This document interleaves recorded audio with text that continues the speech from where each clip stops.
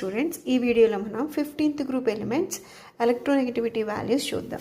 Nitrogen, phosphorus, arsenic, antimony, bismuth ఇవన్నీ ఏంటమ్మో 15th group elements. This is the decreasing order of electronegativities of the 15th group elements. నైట్రోజన్కి ఎందుకని electronegativity value ఎక్కువగా ఉంది అంటే అన్ని ఎలిమెంట్స్లో ఈ 15th గ్రూప్లో ఉన్న అన్ని ఎలిమెంట్స్లో కన్నా నైట్రోజన్ చిన్నది. అలాగే నాన్ మెటల్, అలాగే ఏంటిది నైట్రోజన్ డయాటామిక్ మాలిక్యూల్ కింద ఎగ్జిస్ట్ అవుతుంది.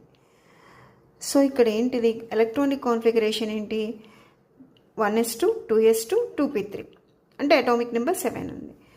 2s2లో 2 ఎలక్ట్రాన్స్, 2p3లో 3 ఎలక్ట్రాన్స్ అంటే 3 p ఆర్బిటాల్స్ ఏంటి ఎలక్ట్రాన్ని ఈజీగా తీసుకునే కెపాసిటీ ఉంది. సో ఎలక్ట్రాన్ని తీసుకునే కెపాసిటీ ఉంటే that is called as the electronegativity.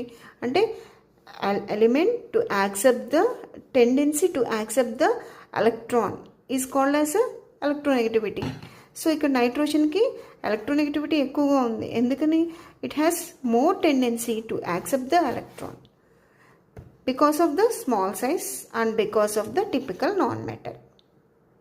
ఓకేనా? So this is the reason. Thank you.